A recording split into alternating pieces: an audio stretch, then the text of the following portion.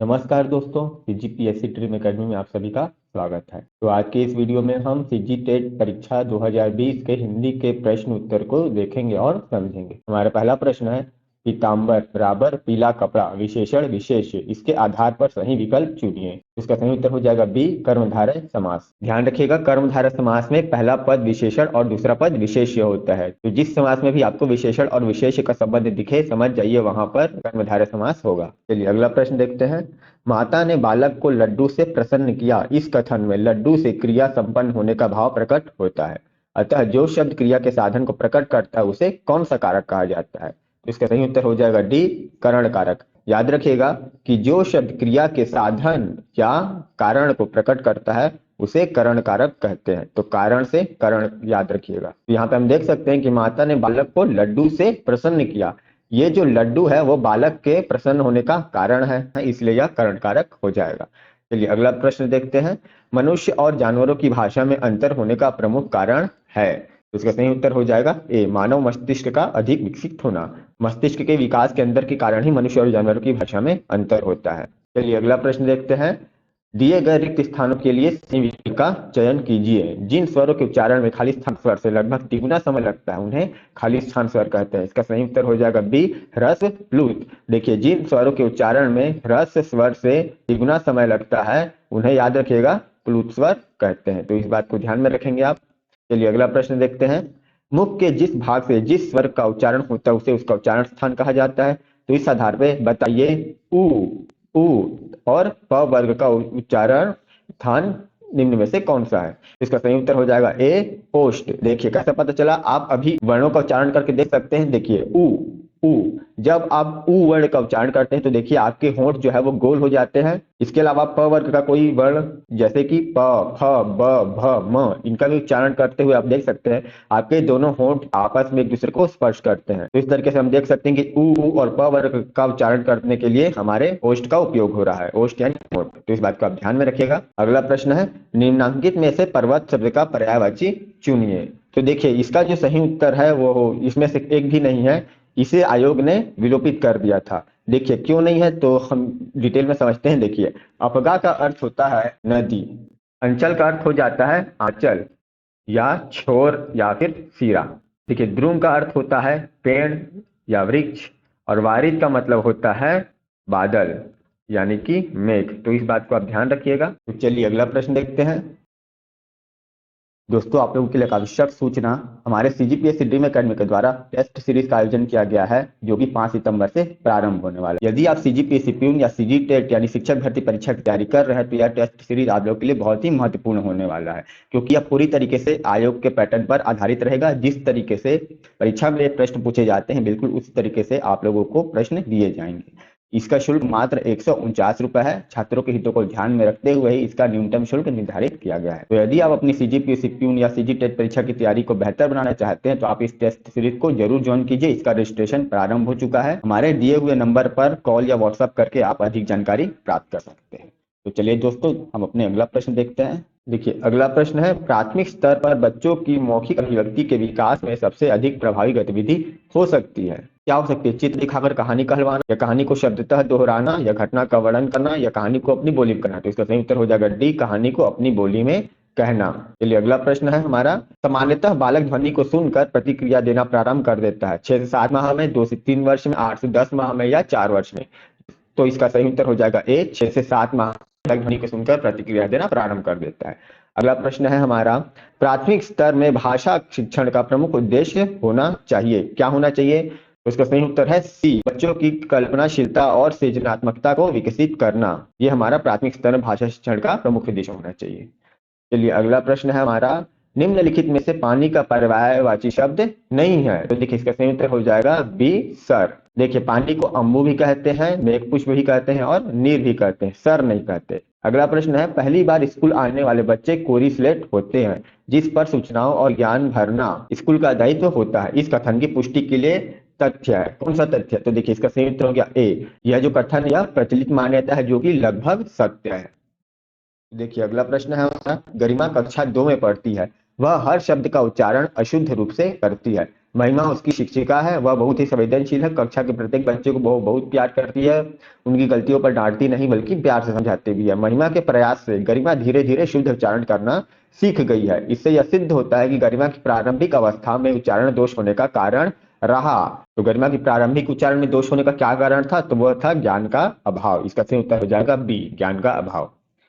चलिए आगे का प्रश्न देखते हैं। स्कूल की भाषा और घर की भाषा में अंतर होने से क्या होता है? बच्चे पुस्तक नहीं पढ़ पाते, बच्चों को लिखने में कठिनाई होती है, या भाषा सीखने में समस्या आती है, या इनमें से कोई नहीं। तो इसका सही उत्तर हो जाएगा सी, भाषा सीखने में बच्चों को समस्या आती है। देखिए अगला प्रश्न है, नीचे दिए गए शब्दों में से किस शब्द में उपसर्ग नहीं है? इसका सही उत्तर हो गया बी, निंदा। देखिए निरोध में नी उपसर्ग लगा है, निरत में भी नी उपसर्ग लगा है, निग्रह में भी नी उपसर्ग लगा है। उपसर्ग क्या होता है? हमें पता है, जो किसी सार्थक शब्द के आगे लगे उसे उपसर्ग कहते हैं। तो देखिए यहाँ पे नी रोध के आगे लगा है, यहाँ पे रद के आगे नी लगा है, और यहाँ पे ग्रह के आगे नी लगा है। लेकिन बी में हम देख सकते हैं निंदा। देखिए निंदा एक सार्थक शब्द है, इसमें कोई उपसर्ग नहीं लगा, इसे दो भागों में विभाजित कर देंगे तो यह निरर्थक हो जाएगा। अगला प्रश्न है हमारा, प्रभावपूर्ण भाषा में वाक्यांशों का अपना महत्व होता है। यह समय की बचत तो कराते ही है, साथ ही परिपूर्ण अर्थ के द्योतक भी होते हैं। यह अनेक वाक्यों में एक वाक्य की बात कर रहा है।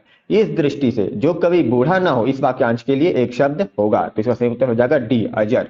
जो व्यक्ति कभी बूढ़ा नहीं होता उसे अजर कहते हैं, इस बात को याद रखिएगा।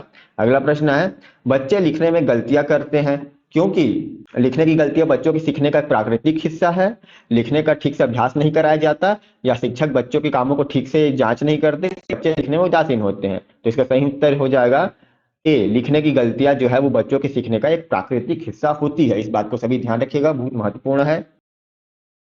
चलिए अगला प्रश्न देखते हैं, कौन सा प्रश्न कक्षा में बहुभाषिकता को परिभाषित करता है? तो आप देखिए इन चार में से कौन सा प्रश्न? तो इसका सही उत्तर हो जाएगा डी, माँ को अपनी अपनी भाषा में क्या कहते हैं।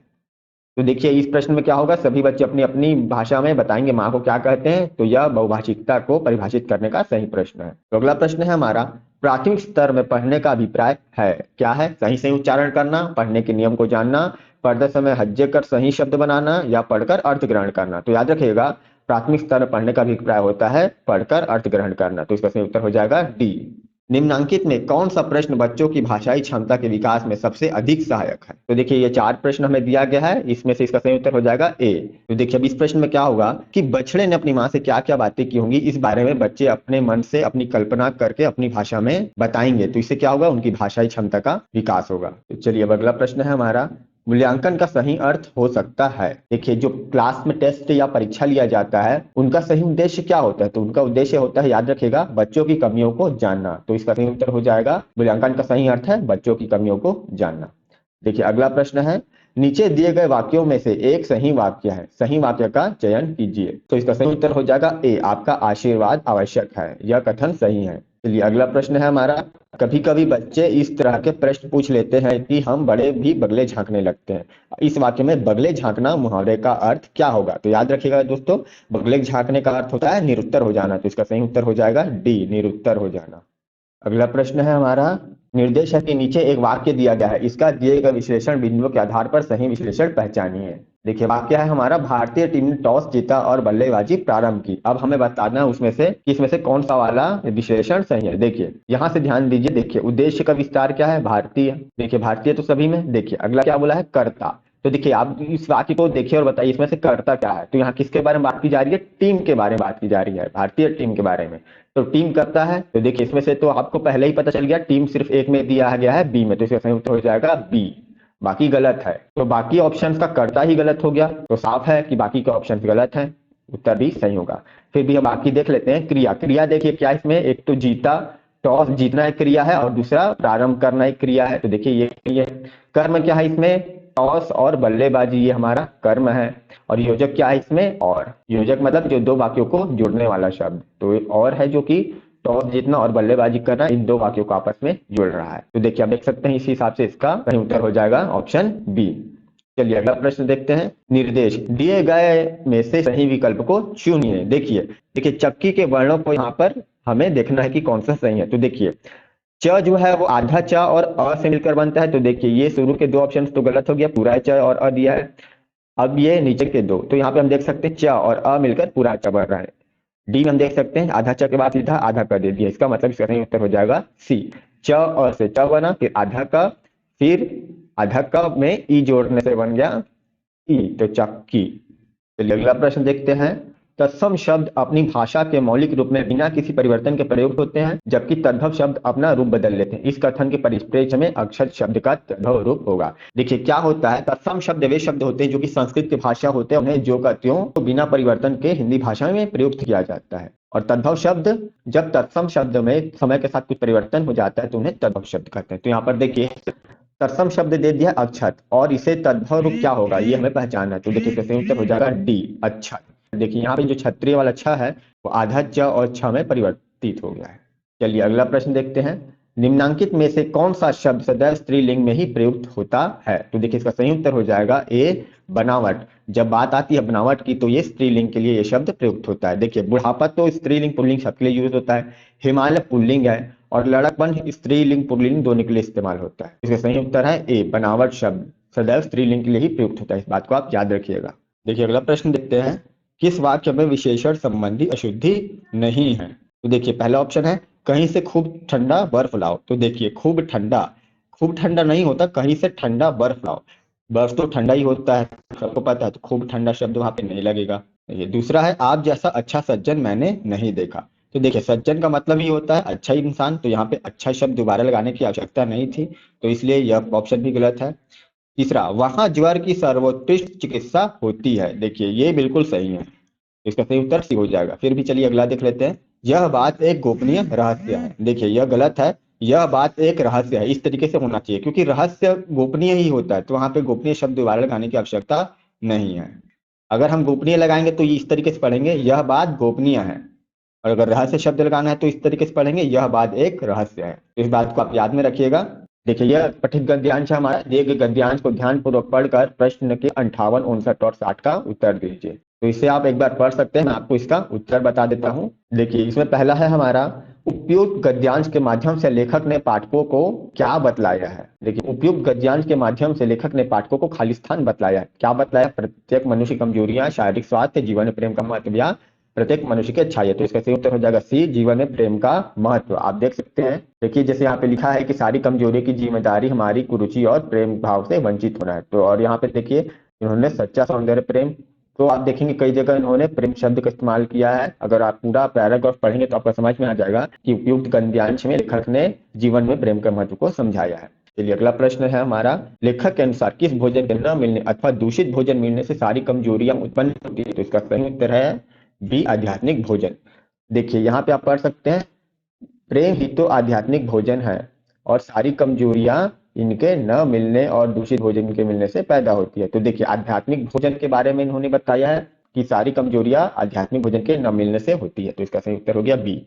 अगला प्रश्न है, लेखक के अनुसार हमें कलाकार से क्या प्राप्त होता है? तो इसका सही उत्तर हो जाएगा सौंदर्य की अनुभूति और प्रेम की उछड़ता। देखिए यहाँ पे आप देख सकते हैं लिखा हुआ है, कलाकार हमें सौंदर्य की अनुभूति उत्पन्न करता है और प्रेम की उछड़ता। तो देखिए इसमें पता चल रहा है कि लेखक के अनुसार कलाकार से हमें क्या प्राप्त होता है? सौंदर्य की अनुभूति और प्रेम की उछड़ता। तो दोस्तों ये था हमारा आज का सीजी टेट परीक्षा 2020 के विषय हिंदी के प्रश्नोत्तरी का वीडियो। दोस्तों यदि आप लोग को हमारा वीडियो पसंद आया तो आप इस चैनल को जरूर सब्सक्राइब कर लीजिए, क्योंकि इस तरीके के वीडियो हम इस चैनल पे हमेशा लाते रहते हैं, और बेल आइकन पे भी जरूर क्लिक कर लीजिएगा। आपको इस वीडियो का कौन सा प्रश्न सबसे अच्छा लगा हमें कमेंट करके जरूर बताइए, और आप इस वीडियो को लाइक भी कर सकते हैं अगर आपको बहुत अच्छा लगा तो। इससे हमें मोटिवेशन मिलता है और हमें पता चलता है कि आपको हमारा वीडियो पसंद आ रहा है। इसके अलावा अगर आप चाहें तो अपने दोस्तों को यह वीडियो शेयर भी कर सकते हैं। तो ठीक है दोस्तों, हम मिलते हैं अपने अगले वीडियो में कुछ अलग प्रश्नों के साथ। तब तक के लिए पढ़ते रहिए, सीखते रहिए। धन्यवाद।